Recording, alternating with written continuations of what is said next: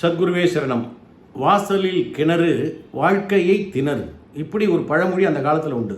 ஒரு வீட்டு வாசலில் கிணறு இருந்தால் வாழ்க்கை என்கின்ற அற்புதமான விஷயத்தை திணறி கொண்டிருப்பார்கள். என்ன காரணம்? கஷ்டம், துன்பம், துயரம், அப்படி பல பிரச்சனைகள் வரும்.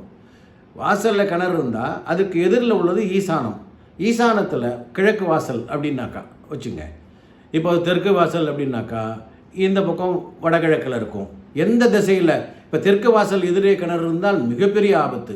மேற்கு வாசலுக்கு எதிரே கிணறு இருந்தால் சொல்லவே வேண்டாம், அந்த குடும்பமே பல பிரச்சனைகள் பண்ணும். வடக்கு வாசலில் வாயு மூலையில் இருந்ததுன்னா மிகப்பெரிய சிக்கல். அதே வடகிழக்கில் இருந்தால் அந்த வீடு சந்தோஷமாக இருக்கும். எந்த இடத்துல கிணறு இருக்கணும் அப்படின்னு சொல்லி நம்மளுடைய வாஸ்து சாஸ்திரம், பூமி சாஸ்திரம் நமக்காக பல விஷயங்களை முன்னோர்கள் நமக்கு கொடுத்துருக்காங்க. அதன்படி நம்ம வீடை கட்டி சந்தோஷமாக வாழ்கிறோம். கஷ்டப்பட்டு ஒரு வீடு வாங்கி கட்டுறோம்.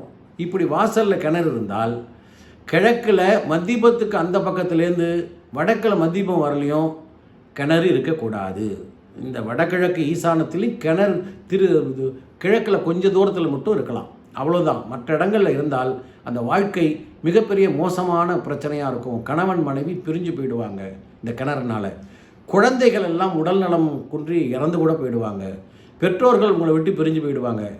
அந்த வீடு கடனுக்கு போகும், இல்லை கைவிட்டு போகும். அந்த கிணறு இருக்கிறது அவ்வளோ பெரிய ஆரோக்கிய கேடு, நலக்கேடு அப்படின்னு சொல்லி நம்முடைய வாஸ்து சாஸ்திரம், மயன் சாஸ்திரம் நிறைய விஷயங்களை அதை உள்ளடக்கி சொல்லப்படுகிறது.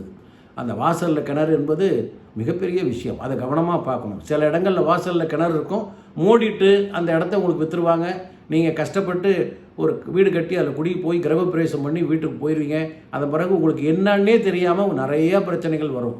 ஒன்றும் இல்லை, ஒரு வீட்டுக்கு போனதுக்கப்புறம் அது வாடகை வீடோ சொந்த வீடோ அதை பற்றி கவலைப்படாதீங்க. வீட்டுக்கு போனதுக்கப்புறம் வாழ்க்கையில் நல்ல விஷயங்கள்லாம் நடக்குதுன்னா அந்த வீடு வாஸ்துப்படி இருக்குது.